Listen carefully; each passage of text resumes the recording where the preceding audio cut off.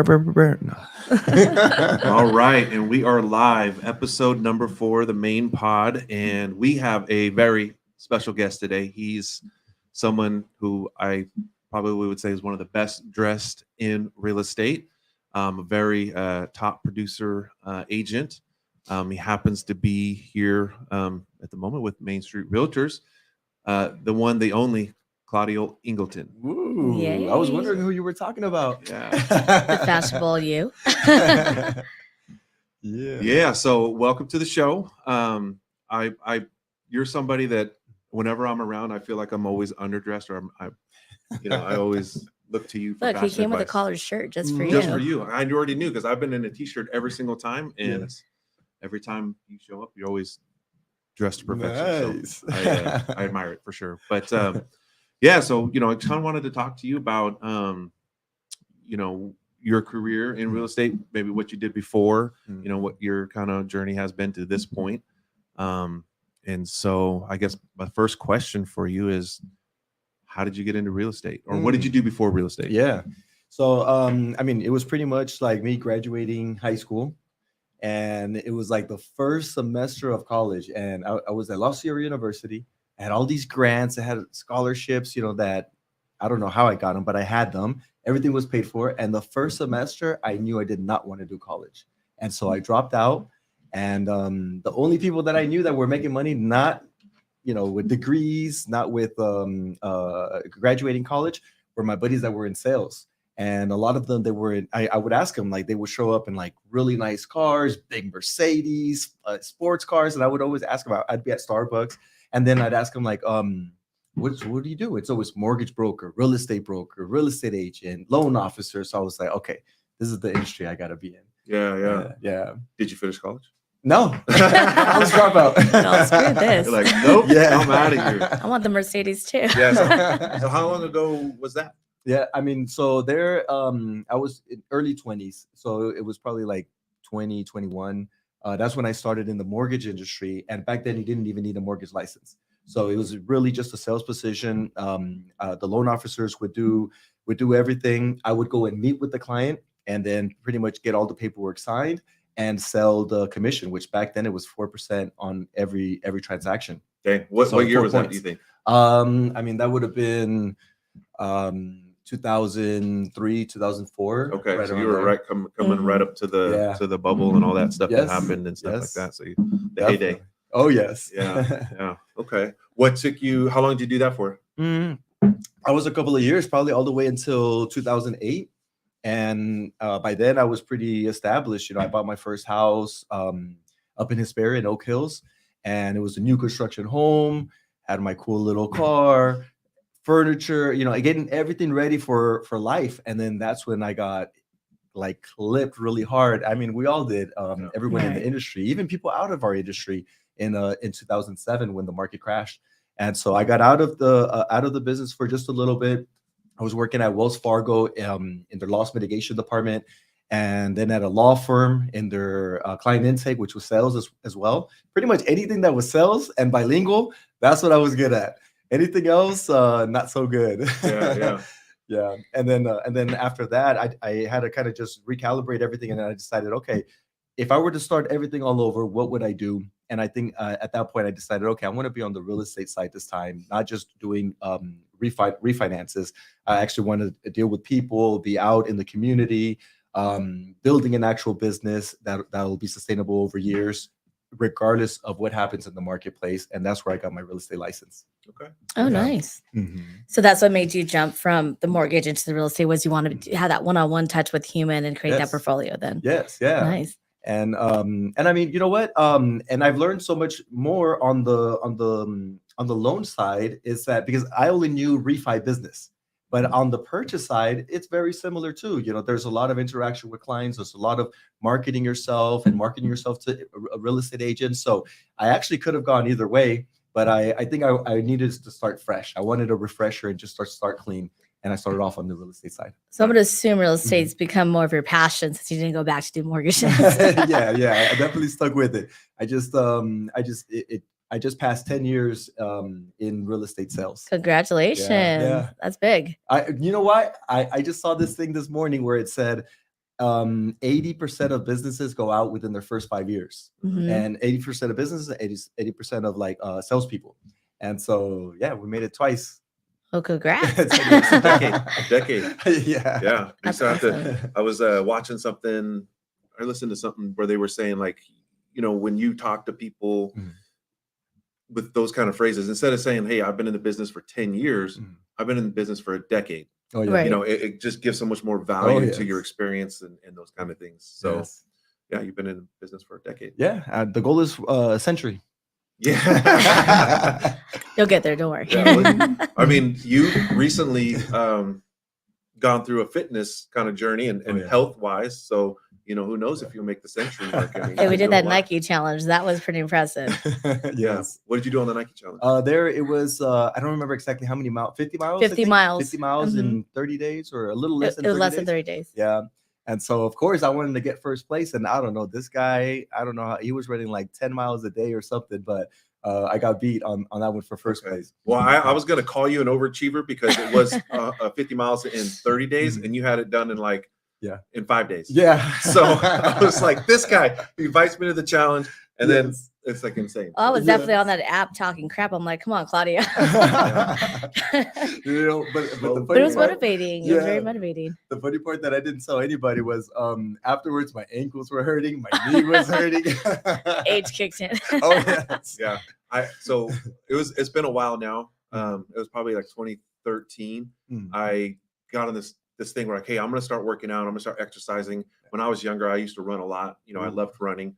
Yes. So I was at my girlfriend's now wife's house, and I'm like, hey, I'm gonna go for a run. So put on my shoes and I just took off running, just like how I could normally run, you know, whatever pace felt comfortable. And I was just running, and I was looking at my watch. I'm like, oh, okay, you know, half a mile. All right. And then I got to the mile. I was I think at like an 8:20 pace. Oh, off the couch. Yeah. Right. Pushing myself. I've always had this thing with like a cardio, like I pushed myself and I got to the mile and stopped and my legs cramped up. I couldn't move. I had to call my wife to come pick me up, take me home. I tried to walk back. I couldn't do it. I was done. And I couldn't walk for like 2 or 3 days. You know, it like hurt really bad to walk. Yes. So yeah, you gotta work up to those That's distances. right. You can't just go out there. Yeah, everyone thinks they could just jump in and start running. That's not how it works, guys. Yeah. That's how you get hurt. Like you did. Exhibit A. Exhibit A. Tore up. Yeah. I was Kevin Hart did that the other day. You see that where he was sprinting and then pulled his hamstring? Oh yes. Yeah. No, Age that is a real thing. So I know. I was like telling Claudia, I was like, does walking count too? Yeah. as your miles. Like, what's my little scenarios I can use? I know, nice brisk walk. Yeah. No, so power walking through it. I'm like, just don't get in the car, turn on the app and start driving. Someone was telling me they did that too. I'm like, that's No cheating. way. Yes, I'm not gonna put you out there, but you know who you are. I've done that, like where you're all proud of like this big long run or walk that you did, and then you forget to turn off the app and you get in your car and you're driving and you like totally mess up the whole thing. I was the opposite. I would forget to turn it on. And I'm like, how do you go back to put them in? And you can't. I need to log this run. I need to get credit for this. I know. I'm like, that was 2 miles in. I didn't even get no credit. It's okay. Yes. But congratulations on that journey. That was it was pretty hard, but it was pretty awesome and very motivating to see everyone push each other through the challenge, you know. All ages as well. You know, that was pretty neat. I think that's really what it's all about. It's just having a group with like-minded individuals, which that's considered a mastermind, and then accountability. You know, once it's there and everyone's looking at each other, it's like, what am I going to do? Watch some TV tonight, go out with friends, or get a workout in? Yeah. Did you ever do 75 hard? I haven't. I'm scared of that one. Yeah, I know, because really that one is, yes, it's physical, but it's really not. It's all mental. Yeah. And so there for 75 days, you really got to be locked in. Yeah, I did it. Ooh. And to your point, it is mental, because I got to like day 12. Yeah. And I forgot to take the morning picture. You have to take a progress picture every single day. Regardless of when you do it, you have to do it. Yes. And I missed it.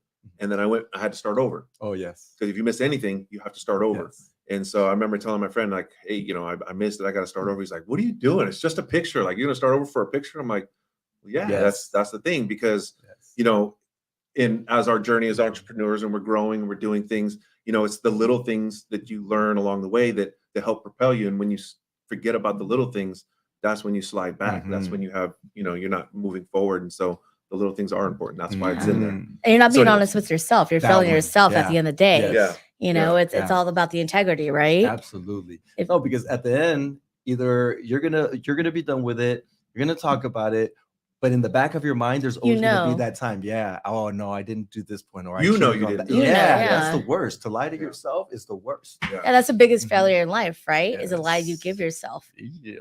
So. But I did finish it. So you recommend I do it? Did finish the 75. You recommend that I do it? Oh, dude, it's life changing.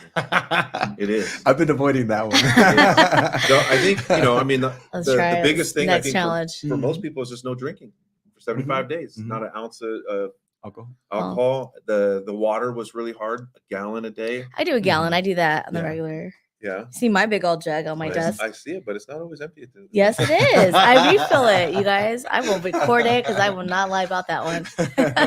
but it's hard. Like the water for me, if I didn't drink like a good portion of it, like early, because you're up at 5 or 6. If I don't put a huge dent in it in the morning, then the rest of the day playing catch up is a nightmare. It's so hard.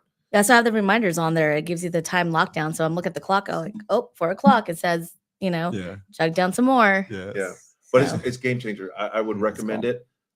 Maybe start the year with it. Yeah. Cool. But if you really want to discipline yourself, go through the holidays doing it. Oof. A lot of parties, a lot of things going on. That's a real challenge. That's what I did. I went from mid-October, like a couple weeks ago, all the way through New Year's. Doing it. And it was hard. People were like, "We'll just have the stuffing." It's got bread in it. I'm sorry, I can't do it. Mind over matter. You can do it. But it's worth it. It totally changes your mindset. You feel like you could crush the world. Yeah. I think the biggest mistake is to stop. Once you stop, life and reality and all the bad habits and the things that you don't do and the mindset, it starts to kind of like, it's hard to hold on to it. So you can keep in that moment and keep doing those things that got you there to feel like that. Because it does. It makes you feel like you can conquer the world. Yeah. No alcohol, eating clean, drinking all that water, your brain's clear, you're exercising twice a day, you're reading a book, you're feeding your mind with all this good stuff. It's life-changing. Yeah, you have to continue the good habits, not the bad, right? Yeah. That's where people fall short, and tying that back into real estate as well. It's a follow-up. Continue going with the consistency. That's what creates a good habit. Yes. So but a lifestyle. Back to you, decade in the business, real estate. When you started, did you start on a team or did you go solo off the gate? Yeah, when I started, teams were kind of just getting momentum. It wasn't very popular, and so I started solo. Fortunately, I had a good office manager that I could always go to for like asking him questions about contracts, or hey, I got this home inspection. What would be health and safety? What do we need to really address here? But like the first 3 transactions, he was there guiding me. From there on, it was me figuring that out on my own. Wow. Yeah. But I remember back in the day when I first met you. I mean, you were a solo agent as well, and you were doing pretty well in that time. Yeah. And that was probably a decade ago. Yes. Is right when I started is when I met you. Yeah. And I mean, you would see Claudio again, sharp dresser coming in. He's very, very disciplined. And I think that's what a lot of us lack in real estate. To build your business and be successful, you have to have that self-discipline.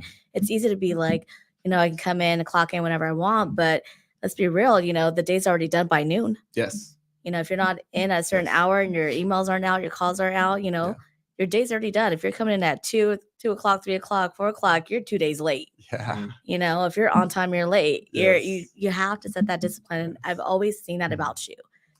From day one, you're in early, out late, or you just get your shit done. It was I got lucky because remember how we talked about like the 2 jobs I had right before I got back into in the real estate industry, which was at Wells Fargo and also at the law firm. So both of those I had to, one was in Orange County. So I had to commute out to Orange County, had to start my day early. At the time I was getting ready to start a family. And so I was like, it's a sink or swim. Like I really needed to make everything happen. And I just had that bad experience in 2007, 2008, right behind me. So there was a little bit of fear that was motivating. There was also let's find out what we're made out of. Let's discover our potential. And so every single day, every single hour counted. And all of these sales positions, we were on the phones all day. There was nothing that we were supposed to be doing except being on the phone talking to clients. And so coming into the real estate industry, they were like, "Oh yeah, I called 10 people." I was like, 10 people? I could do that in 30 minutes. All I knew to do was make phone calls and go out and meet people, door knocking, to hold open houses. I was like, what am I supposed to do? I'll call 60 people now. Like, so that discipline came in from my previous work. And then once I heard it, where if we treat our business like a real job, that's when we're going to be able to accomplish the goals that we want. If we treat it like the way it was sold to me, the way they told me real estate is, hey, you could do this part-time, you could make this extra income. It was all of these things where it was very, you could set your own schedule. There's no such thing as setting your own schedule in real estate sales if you really want to accomplish something meaningful. So, well, you're going to set a schedule, but it's going to be a working schedule. Yes, exactly. Yeah. Yes. But you got to do Absolutely. it. You know, that's the thing. Like you said, people are going to sell and tell you, but no one tells you have to work. You really work. Yes. Like you really got to come in and work. I always say it's like you got to give an extraordinary effort just to get ordinary results. Mm-hmm. And yeah, I mean, I had to start creating all these boundaries around me. Like all my family would call me like, "Hey, your aunt's arriving at the airport. Could you go pick her up?" Because they're like, you're the one with the flexible schedule. You're the one that could go do this. I had to start creating boundaries around everything. Like, no, I can't. Yeah. Time blocking. And I'm very big on that. I always say, if you're not on my calendar, you're non-existent. Oof. And I started that habit. Like, we all say that because I know I was one of those who was like, yeah, it's in my calendar and I have time. No, I really, really started practicing it. Just like you said, that discipline, amongst ourselves, like, no, we're not going to go and get our Thea from the airport, whatever it is. Like, we are 8 to 5. That's our schedule. And we have to create it like a business, treat it like a business, employed business, Not, not that we have free time and we can run around, do whatever. Yeah. But setting that time block, I think really helps in any business, whether it's cold calling, door knocking, whatever that is, setting up for that next step to be successful. Mm-hmm.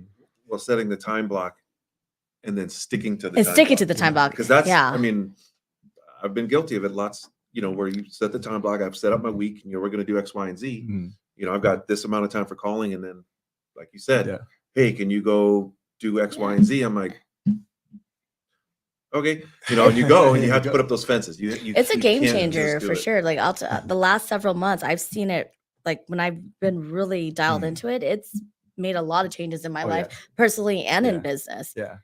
So it makes a difference. I think that's the beautiful thing about this work is that it always rewards us. Like our the real estate business or sales type of businesses, always you get what you put in. I had a buddy once tell me, he was like, he was messing around with me, but he told me, "Claudio, if you don't have sales on the board," he's like, "are you self-employed or are you unemployed?" I was like, "Oh man." Hey. That's very true. Isn't it odd, like when you see it in front of you versus like writing it on the paper, like actually having it up in front of you day to day where it's in your face, it makes such a difference of like, damn, I got to get to work. I haven't made enough calls, or whatever that is. I haven't prospected enough to make those numbers to get that next, buyer, seller, whoever it is that you're trying to reach out to get that business from. Absolutely. Yes. I wanted to ask, so how do you, because I know you're also a dad of 2 beautiful girls who come in and they're, so spontaneous and so sharp, just like you, always asking questions, which I love. They know dad's business. So I love that. How do you balance that life between being a dad and also an agent here, full time? Yes. I mean, I do have a little bit of help, right? Their mom is very involved with them. And so they're with their mom half of the time, 50% of the time. The other half is my time to like really be able to focus on work. But really, I think the best way to describe the balance is that there isn't any balance. Like it's there's times where they got to come with me here to the office, or I've taken them on appointments. And I used to be so against that and like so embarrassed to do that because I was like, no, I have to be a professional. And if I bring my kids, they're not going to take me serious, and they're going to think it's silly, and that maybe I'm not taking the client serious. But then I thought about it. Okay, I've heard of the single mom that does it, and everyone rewards it and says, "Man, like a dad with admiration." So I was like, "Well, I got to do it too." And actually they love giving house tours. They don't want to stay in the car or anything like that. They're like, Dad, we want to see the house. And they'll start pointing out things like, wow, did you see the kitchen? And did you see the appliances? And I just let them go. It's pretty funny. Yeah. Yeah. No, to your point, yeah, you always hear about the moms, right? But you never Yes. hear about the dads. Mhm. So when you started doing it and I started seeing that, I'm like, you know what? Yeah, let's give the men applause too. Because it's always the female, the Yes. single moms, at least on our end of the Yeah. business that you see. Yes. So to see that from a male side, it's Mhm. really that's awesome. Yes. Yeah.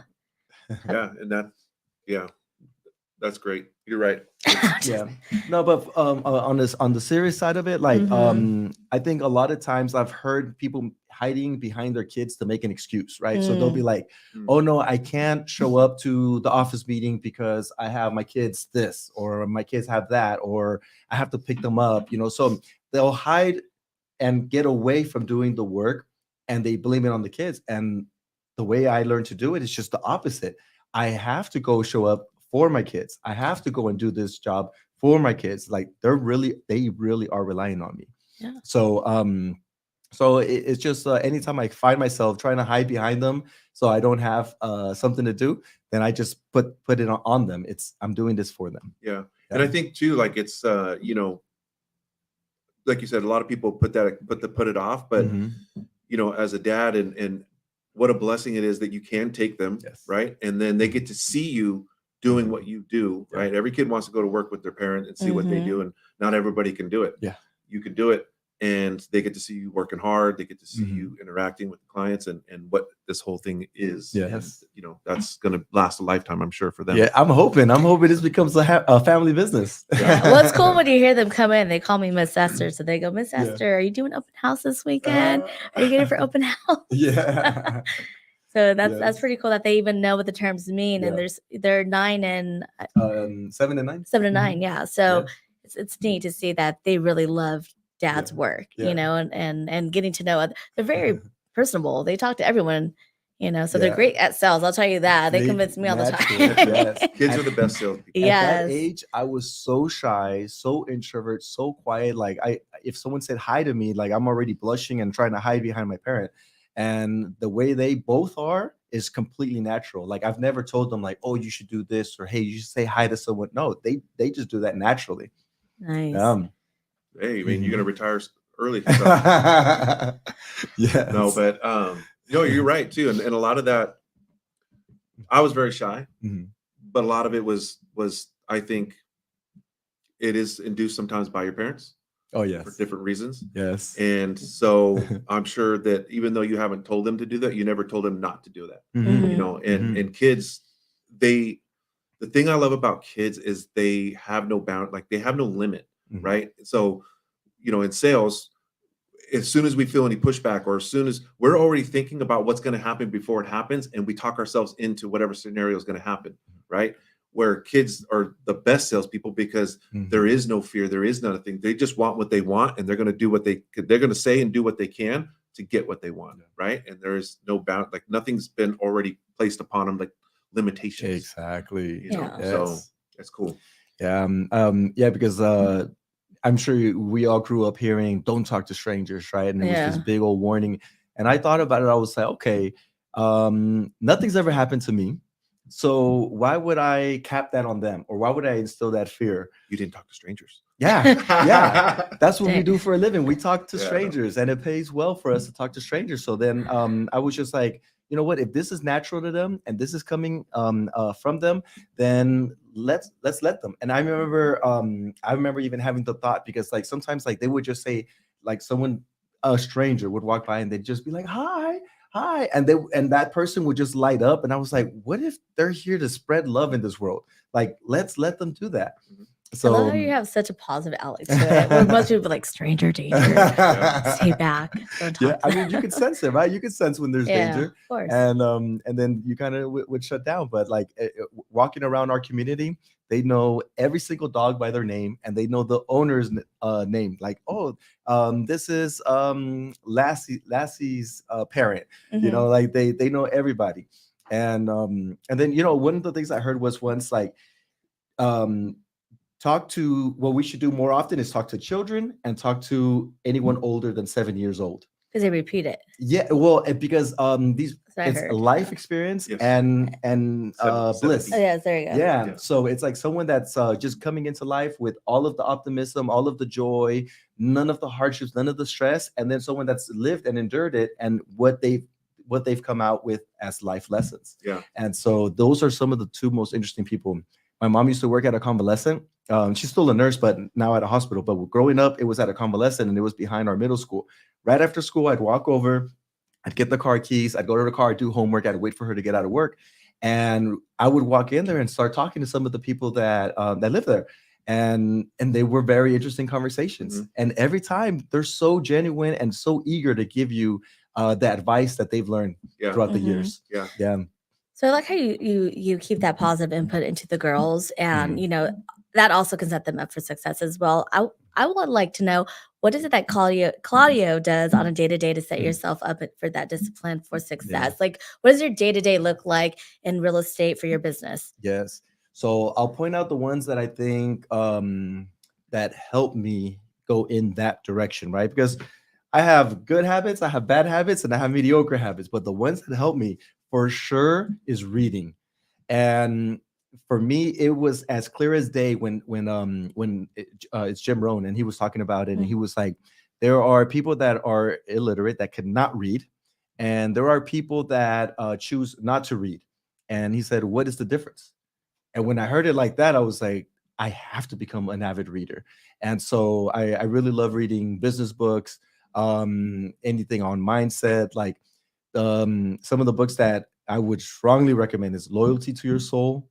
The other one is The Purpose Driven Life, Rick Warren. Any book by T.D. Jakes, any book by Jim Rohn, any book by John C. Maxwell. These are excellent books right there. If it's about money, it's Secrets of the Millionaire Mind, T. Harv Eker. Like, I mean, it'll set you up financially with everything that you need to know just in that book. So just reading those books right there would change anyone's life. And from there, you got to just pick what you want to actually apply. A lot of it takes discipline. A lot of it takes effort. Well, that's going to be my next question. So, because reading is great, and I've read a lot of books, and I never read in my life like that. I wasn't a reader until I got into real estate. You know, it's different than a 9 to 5 job. When you have that 9 to 5 job, that mindset, it's just different. Yes. But what do you do to implement what's in the book? Because it's easy to read the book and you're done with the book. You're like, oh, wow, that was so great. Yes. I have a new understanding about this. And then you're on to the next book and you never even implemented anything from that book. So nothing really changes. Yeah. So I see that a lot. What do you do to fight that? So, I would say the first thing is for people to start reading, right? Because almost anyone I talk to nowadays, they'll say, oh, I'm not really into reading. I don't really like to read, or my mind can't really grasp that attention. And I understand because of social media, right? And I like social media too, but we're just so used to that immediate gratification where we don't let our mind actually focus on something. So once we have that discipline, then the second one I would say is just reread the books. So there's instead of reading 1,000 books in 1 year, I would tell someone to read one book 1,000 times until it's ingrained, until it's like a part of you. All of a sudden, I'll find myself speaking like Jim Rohn, or like I'll be having a conversation with someone, and I start thinking about like, where did I get this from? And I realize none of what I said was my own original thought. It's all from something that I've learned, and something that I've learned to the point where now it is me. And so rereading books, because there is a difference between inspiration and motivation. Motivation just gets you excited for a minute, and it dwindles off and it's gone. Inspiration, now that's something that's really gravitating you towards a purpose or to a goal. And so it would be that, because if we leave our mind on default, like just the way our human mind works on default, it always goes towards the negative. Our thoughts are naturally go negative. We start reading a book. Now this is someone's life work condensed in one book for $15, $20, and you're getting all of that knowledge. And so I would definitely say that reread the books, find the ones that inspire you, and just one by one, you'll start finding principles on it. Yeah. So sometimes I'll read one book and all I get is page 7, and that's it. Page 7 is the one that actually applied to my life. Yeah. And I think too, it also goes to like the part of rereading when you reread it. Because sometimes you'll read a book and then you'll reread it 3 years later, and yeah. it hits different because you're in a different spot. Yeah. Right. And so everything in there is going to relate to whatever you're going through differently. And you're going to like, oh, wait, you know, you didn't even get it the first time. But now you understand it because it's a win. Yes. That's I mean, true. we're constantly changing. Like if you think about us in high school, right? Who you were a freshman and who you were a senior was a completely different person. And that was just 4 years. Yeah. Right? From freshman, sophomore, I was a different person. Junior, I was a different person. Senior, I was unrecognizable. The two were What completely were you like different. in high school? What was Oh your man. You still introvert? Well, I came in You are not an a introvert. total nerd, scared to talk to girls. Like, you know, it was big curly hair. I had my fro. Let's bring back the fro, bro. Bad acne, super skinny. Didn't know how to dress. For sure, did not know how to dress. I didn't have a decent barber, nothing. So that's freshman year. Little by little, I just started joining different organizations. So like ASB, peer counseling, track and field, cross country, just different art during summer school, any of the different groups. And in each class, little by little, I started meeting 1, 2 friends, 2 to 3 friends here, and just little by little making friends. I used to go to the library and check out books on how to make friends. Like that's how introverted I was. Like it would say like, a smile is a welcome mat to let someone know that you're willing to be friends. Like so I would just walk around and I would kind of smile. And then someone would smile back and I would be like, well, my name is Claudio. What's your name? You have to give something first. So my name is Claudio. What's your name? And so just little pointers like that, remembering people's name. What is the most important word in the English language to that person? And if you look it up, the most important word in the English language is their name. Mhm. Once I understood that, I was like, okay, I better remember names. You hear people say it all the time. Oh, I'm not good with names. You should be.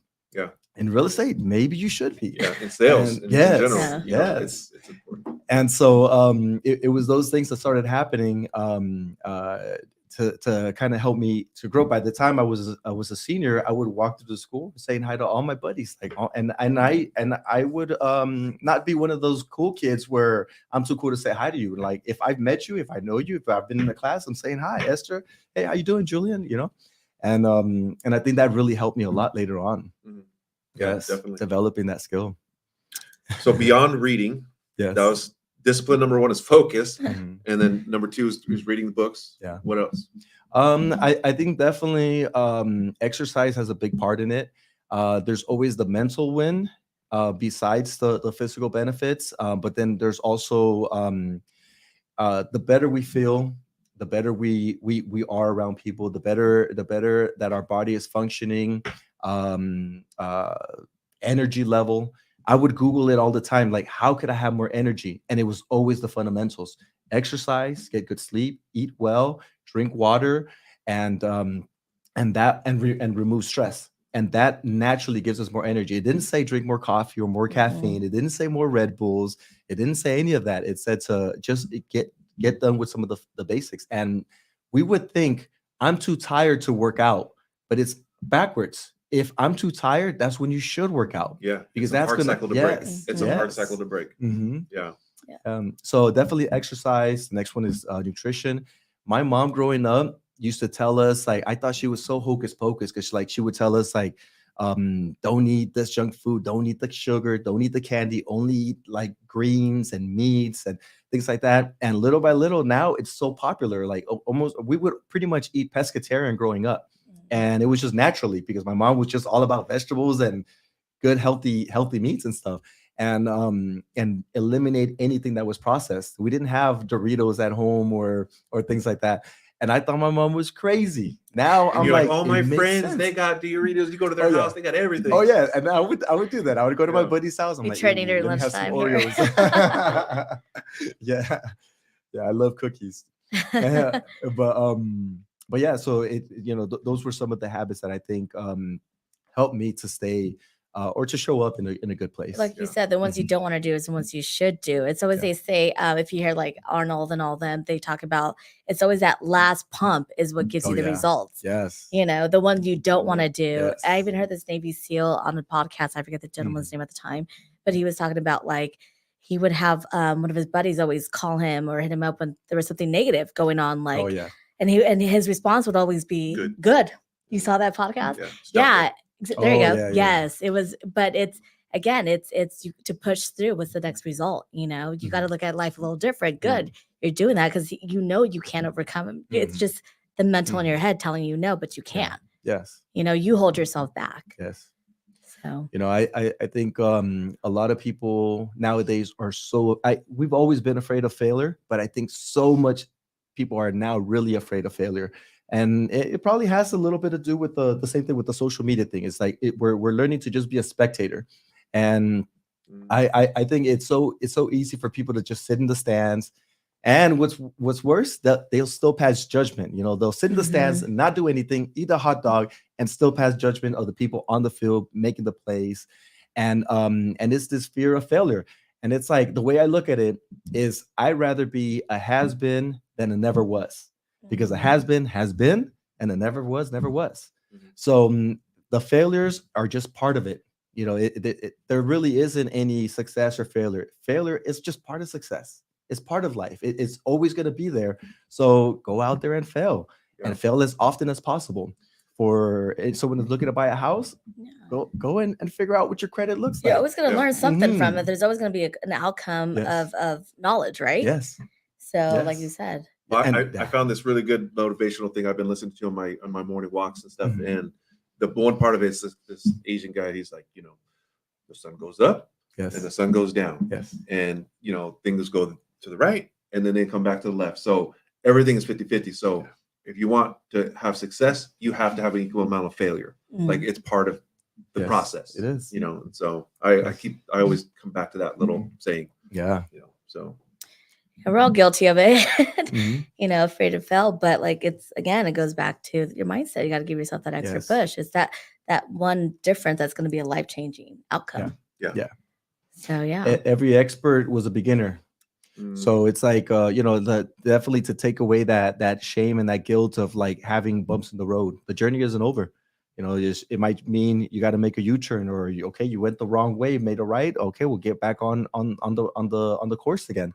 That's perfectly fine. I think it's more prevalent today, because back to the social media thing, right? You got the people on the fence watching whatever, or even in our business as realtors, it's so easy, or entrepreneurs, it's so easy to look at somebody else and then compare yourself to where they're at. Regardless if you haven't gone through the same things. Like, it's just so easy and then you start to feel bad about yourself. Well, I should be there. Look at them, they're doing whatever.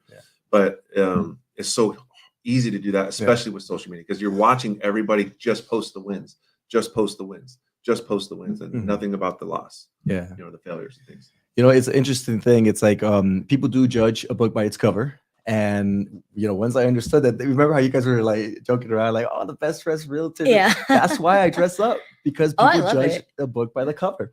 Once I learned that, I was like, okay, then I should show up a little bit more polished. I should show up a little. If it were up to me, I would probably have dreadlocks. I would have tattoos. Like, I'm just more into artistic style. Yeah. And but because of the type of work that I've decided to be in, it's customer service, and it's very important for clients to have almost like a neutral, clean slate, and someone that they could follow. We got to be able to adapt to different personality types. There's some people that are very drivers and like just demanding, and this is what you got to do, and you got to adjust to them. Or the super analyticals that want facts, figures, numbers. We got to adjust to them. The ones that just want to have fun, like bring the bottle of champagne and the balloons. Like, we just closed escrow, and they just want that fun experience. We got to adjust to them, and the people that are very caring and loving, and they move slower pace. You got to let them take their time throughout the transaction, and we got to adjust to them. And so, because people judge a book by its cover, then that's why I started to do those type of things. And it's part of respecting our clients and respecting their time and their expectation of a client, of an agent. But that sets you apart, though, too. I feel like in today's age, at least in real estate, because I remember back in the day, if you're not coming into an office with a suit and tie, you're out. Yes. And nowadays I feel like it's a little bit more laid back. So with you still continuing that, the way you are, in the sense of, I'm going to dress sharp, because it makes us feel good too when we dress up. Let's just be real. It's how it's that mind thing, right? It sets you apart too from other people, and not only do us agents recognize it, but also your clients, right? You're not out of mind. You're in their face. Everyone knows Claudio is, oh, Claudio, he dresses well, this, that, the other, aside from your numbers, because you are a hard worker, great producer. Your numbers speak, So tying that back into with your clients and how they perceive you, what's one of those clients you feel that have been your most successful client in terms of like guiding them and it's gone smoothly versus like that headache one that you just cannot seem to grasp and get control of where you might have to, part ways. Yeah. Have you had those deals? Yes. Let's hear it. I mean, we want to hear those ones. I mean, if anyone asks me like, what's the juiciest, craziest transaction you've ever been in? It's almost every single one. There's no transaction the same, and it's a smooth transaction is a rare transaction. That's why people maybe have a little bit of anxiety and stress about buying a home, because it really is a roller coaster, and it's usually a roller coaster of emotions.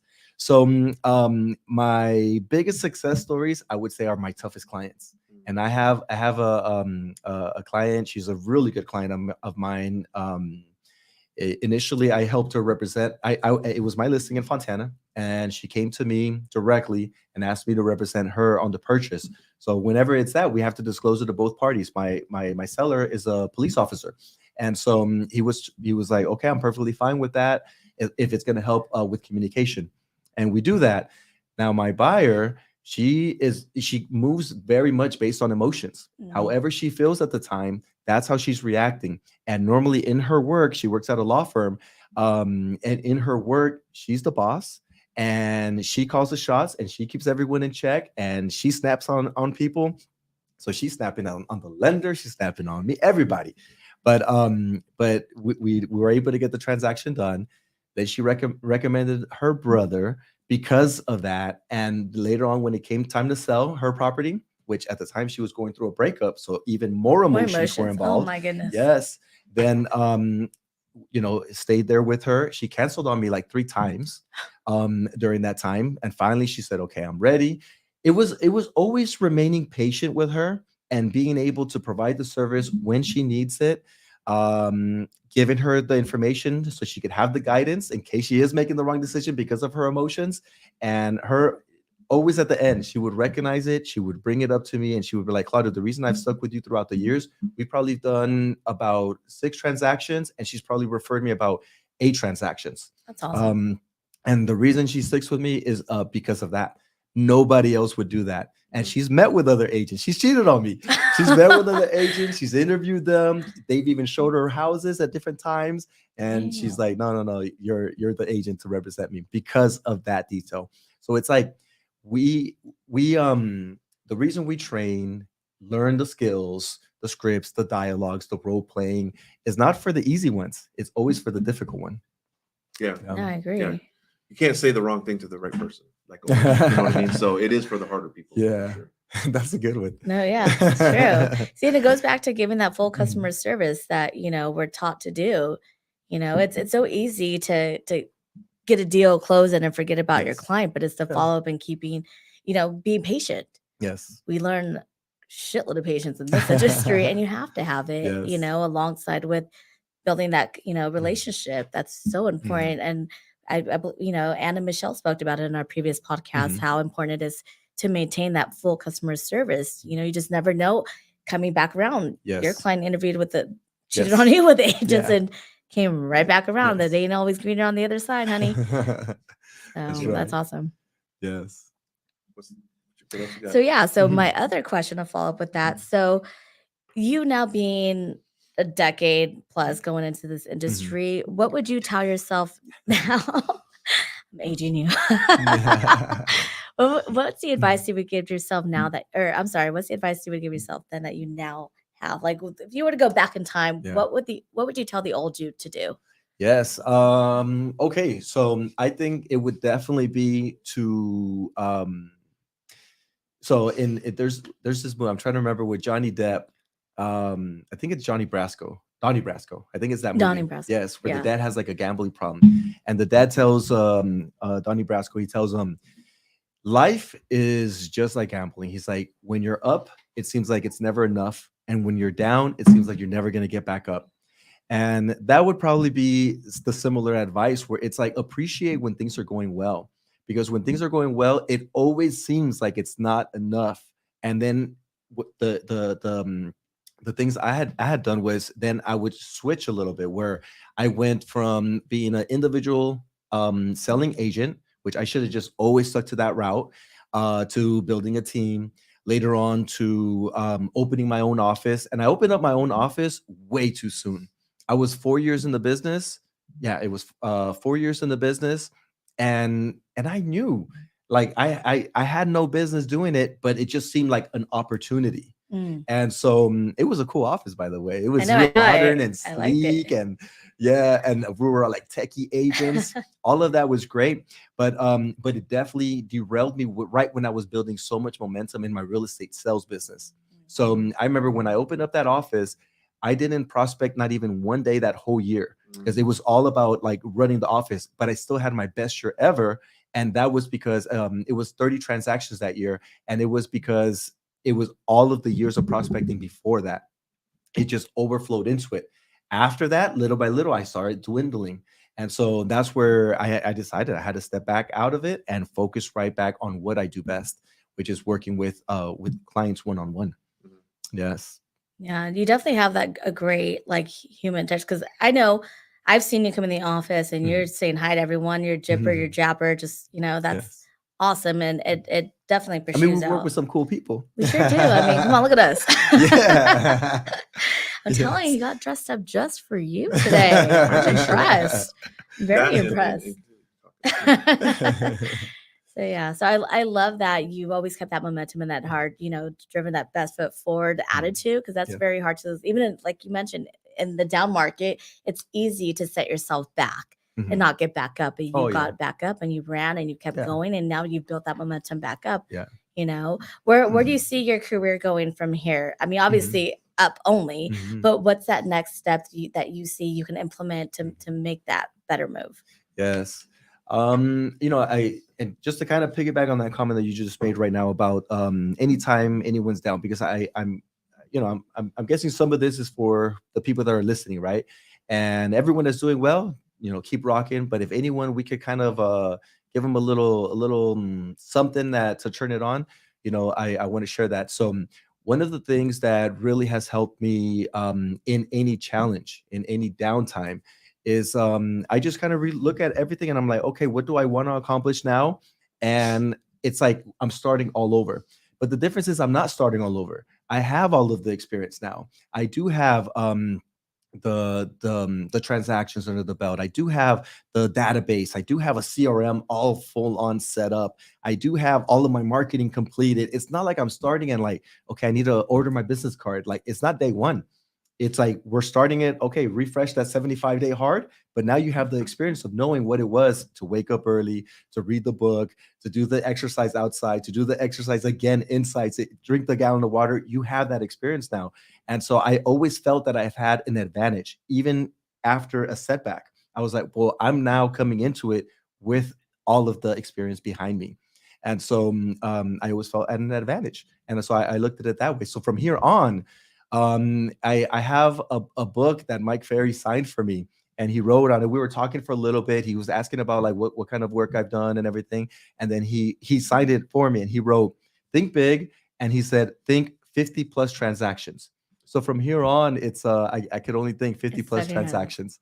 Yeah. That's the next milestone I That's want to hit. So Yeah. do you normally go, is there like a time frame for you starting do you go back and reevaluate your business plan for you personally? Mhm. Like do you go every like 3 months? And I'm only saying that because we're coming to the end of the year and people are Yes. starting to build up their business plan for the upcoming year. Exactly what I was At gonna what ask. point do you start to reevaluate your business? Okay, this wasn't working this year. Like how often do you do it every quarter? Mhm. Like what makes that for Claudio, those changes to make now Yeah.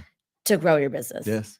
I mean, it's exactly that. Looking at our business as a business. What do other businesses do? Quarterly review, half year review, and then a full on business plan for the next year. And so it's exactly that. Every 3 months, every 6 months, every 9 months, but the 9 months is already now planning for the next year. And on the business plan, I keep it simple. I don't go overboard. I did that once, and it was more overwhelming than anything. I keep it simple on what is the goal, what do I have to do per month, what do I have to do per week, what do I have to do per day. Then once it's down to the day, that's all we got to do is focus on a daily schedule. And same thing, I try not to complicate that daily schedule where if the actual schedule itself is almost part-time. It's anywhere between 4 to 6 hours, depending on how effective I am. And that's what I have to do. But once you do that, it creates the rest of the work, the appointments, the showings, the open house, everything else comes from it.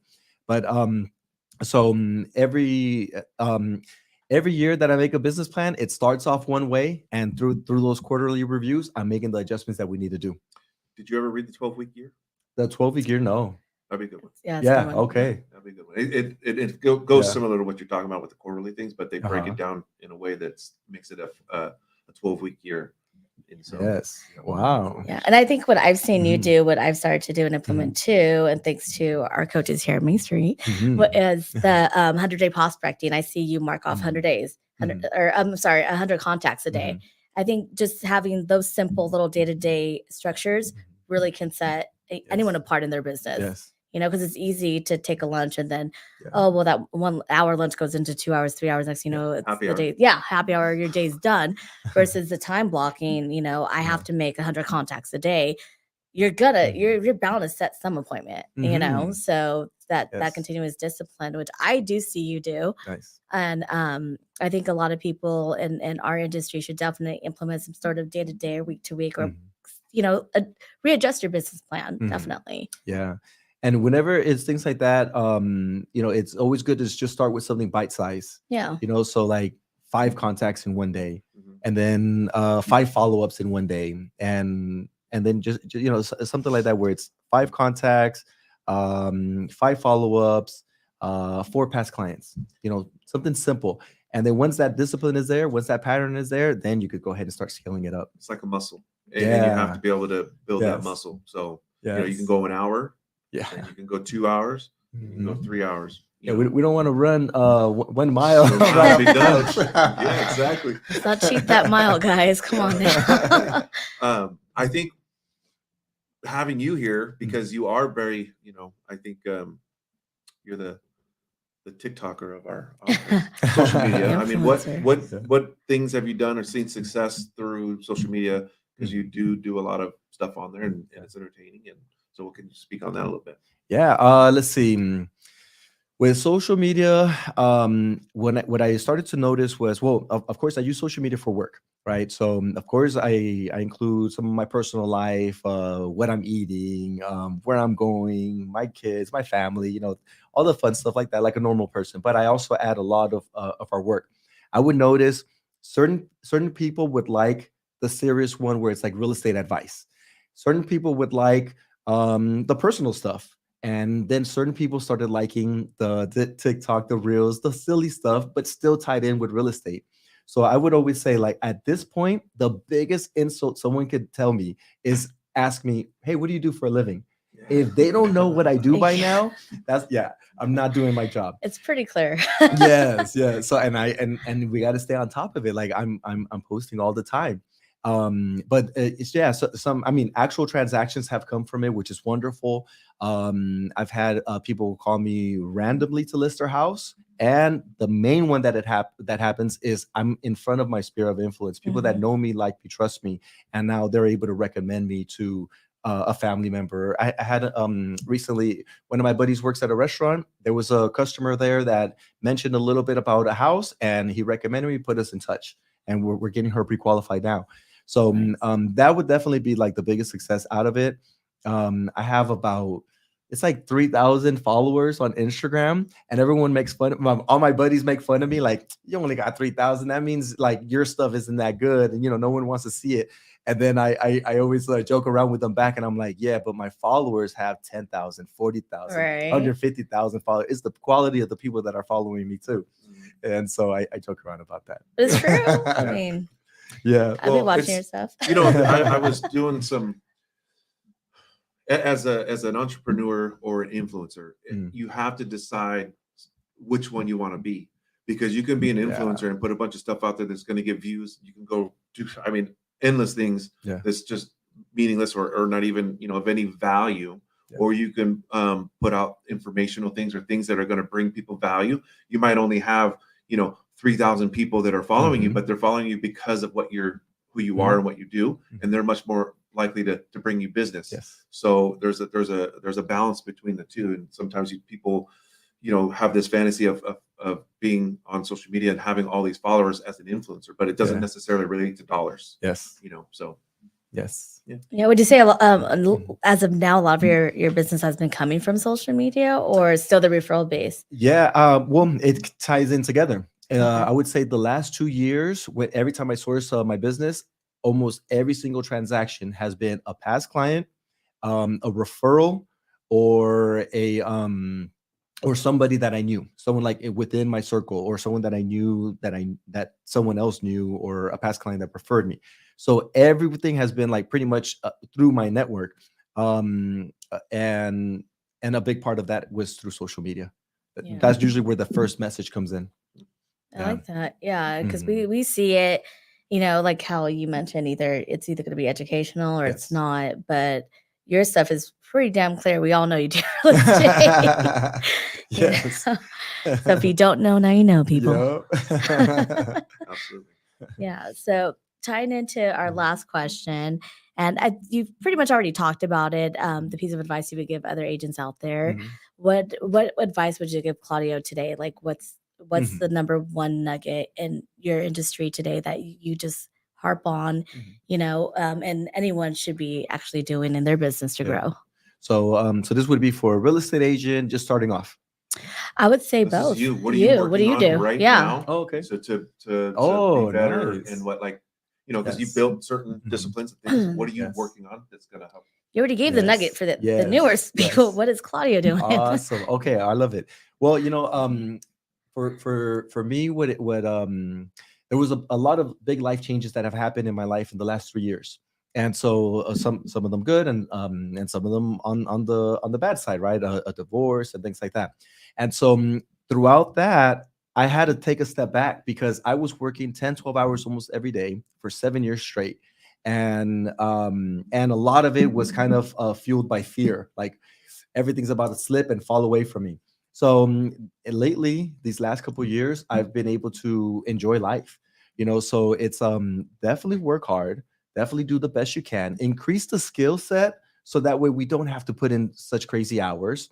The better skilled we are, like we could, we're starting to get to the point where we could get on the phone for an hour and be able to schedule a new appointment, pick up a new client. Before, it used to take me 4 or 5 hours a day.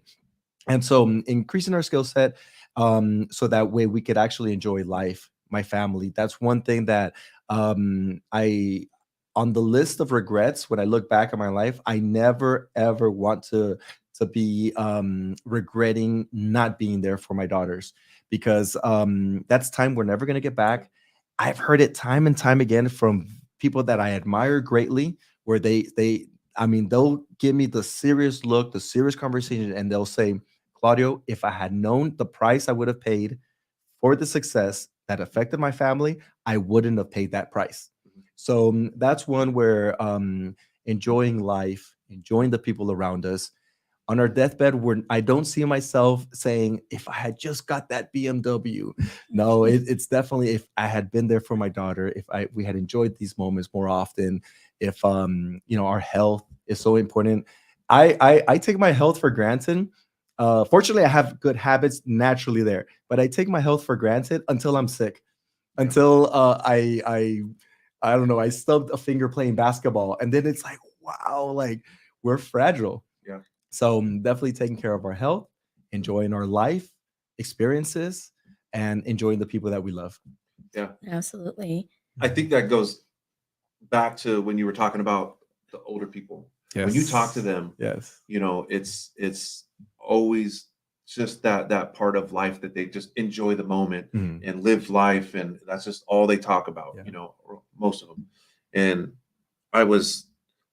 being present, to your point with the kids when Yes. you're with them, because we have phones and social media and all this other stuff that just so many distractions. Yes. And to just be present with them and remember those moments that you have with them, because I think you're right. And I think, I don't know, I've been watching The Voice. Do you ever watch The Voice? I love The Voice, dude. And the blind Karaoke in the auditions, background with them. for sure. the blind auditions just get me every time. Yes. And the ones that really get me is when the person's talking about the grandparent that they lost, Yes. and and just the connection that they had, and you can just see that the and I just was thinking about like my grandma, and the life that they tell you, all these things, these nuggets that they have from their life, and they tell you, and then they're gone, and then you don't have it anymore. And so that show just gets me every time when I'm watching. But don't cry, Julie. I'm not. Okay. Well, that's how we learn, right? We all learn through Yes, sharing. yeah, That's yes, life experiences, yes. That's why you want to hear other people's stories. That's why, Yeah. we're so influenced by others in their story, because we learn through sharing. Yes. I don't think So- enough young people seek older advice.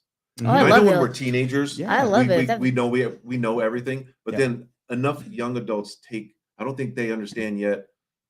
I think I was probably 27, 28, 26 when I really started to realize, hey, there's a lot that I can take from Yes. old people, and really starting to have some really good conversations with them, and listening to them.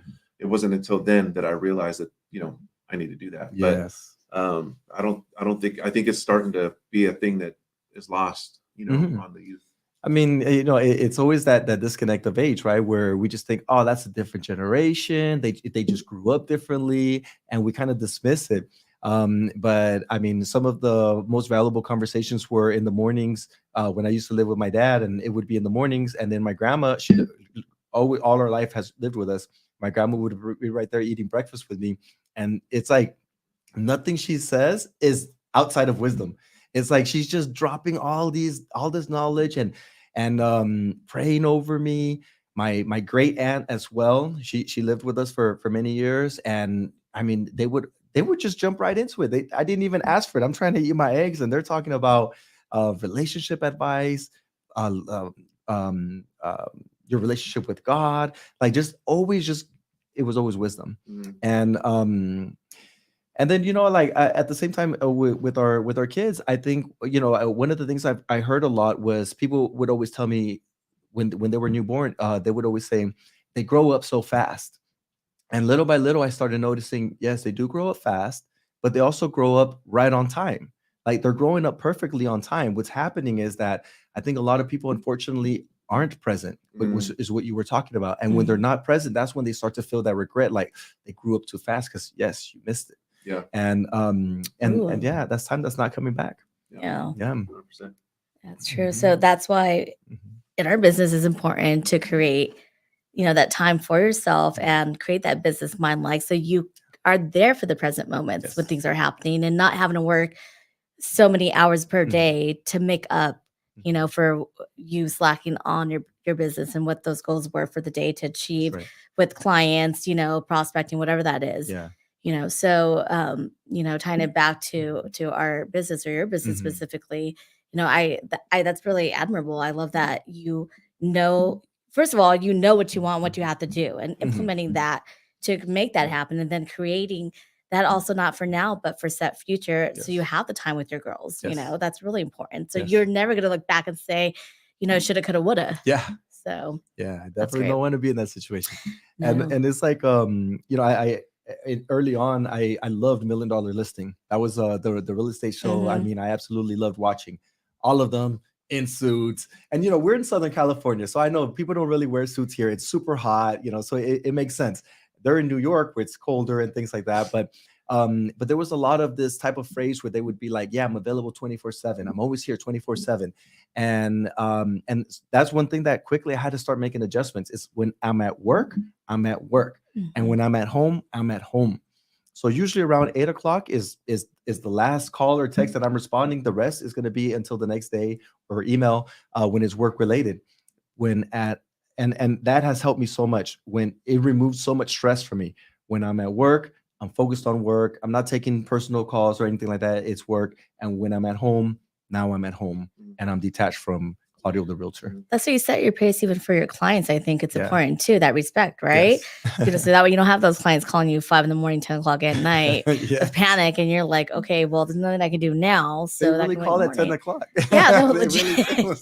You know, so now that we got Yes. to know the real Claudio wants dreads and tattoos and all of that. Now the truth comes out, guys, not the suited type. Yeah. What is it that you do aside from disconnect from work to unwind when you get home, to decompress and like get in that present moment of you, your time and family, and away Yeah. from real estate? I mean, whenever we've had a good productive day, it's so easy to be able to want to rest, you know. So at home, it's fun. Then it's just doing chores, cooking. I started cooking, and kind of got into it where I actually enjoy it. I'm not as good as Kaylee, but we're getting there. I know. See, Kayla's best. He's gonna be Ramsey. Yes. You can see him on the Ramsey show. Yeah. But you know, I mean, I rest. I like to watch TV. So movies, I learned so much from movies, and so just enjoy it. Like at that point, like there's no pressure. I don't have to do anything now. It's just a relaxing time. Was that hard for you Mhm. to do in the beginning as In the an beginning, agent? yes. You know, how long did that take It you? was right around 3 years. I Really? remember I used to wake up having like bad dreams that I'm getting sued, that the transactions are falling apart, that I'm getting evicted, and I'm my brother-in-law is helping me fill up the U-Haul. Like it was, that's how much stress I would carry all the time. Yeah, Dang. And not that many gray hairs. not that many. There's I some. know, right? Yeah. Yeah. Well, that's Mhm. like you said, it takes a long time for someone to build exactly what their business is going to look like. Yeah. Everyone thinks jump in and start working and Yeah. start making money, but it's the discipline, the hard Yes. work, and separating the two. Yes. You know, Yeah. we've all had those clients. Uh-huh. Yeah, and you know what? And what happened is just that time and time again, everything just worked out. You know, as long as we're doing good work, as long as we're providing the right advice, right counsel to our clients, guiding them on what they actually want to do. And I've had to learn hard lessons in there. You know, in the beginning, I was too much of a hard closing. You know, yeah, but it was too much where like I'm offending clients and I'm losing transactions, and then they don't work with me. And so I learned, okay, I'd rather lose a transaction than lose a client. If the escrow falls out, okay, we can now work on it again and put them back in escrow, like, or if the on the listing side. And so I started making those distinctions. Of course, the better trained we are, the better skilled we are, then that helps with those difficult decisions, those difficult moments. But every single time, even there was times where clients would say, you know what, I'm going to sue you. And I would think, wow, I'm going to get sued. And I'm sure they talked to an attorney, and an attorney would explain to them, and you know, they would understand with clarity, like, okay, there was no wrongdoing here. This is what happened, and circumstances like this happen. Or these were the proper disclosures, you know, whatever it may be. Then little by little, and the ones that told me that they were going to sue me, they have become my returning client. Oh, Yeah. And so and of course I appreciate it. I remember when I saw the phone call, I was all scared still. But no, everything is good. And so time and time again, I started having good results when I thought it wasn't going to go good. Things always worked out when I thought it was going to work out. And then that's where I started to have a little bit more confidence and just allowing things to have space and time to just work themselves out. And of course, me doing the best I possibly can with what I got where I'm at every single time. Yeah, I think it comes down to, it sounds cliche because relationships over the transactions, and as long as you're always doing what's best for the person Mhm. and you know your relationship Yeah. and all of that other stuff, it's going to work out. Yes. Right. And so yeah. Yeah, it's getting to the solution, not harping on the problem, right? Mhm. Yes. And just continuing to build that relationship without, you know, Mhm. like you said, you can lose a transaction, but you don't want to lose a client. It's Yes. okay. We'll find you another home. Yes. It will work itself Yeah, out. exactly. Yes. Life is not over, guys. I Yes. promise. Yeah.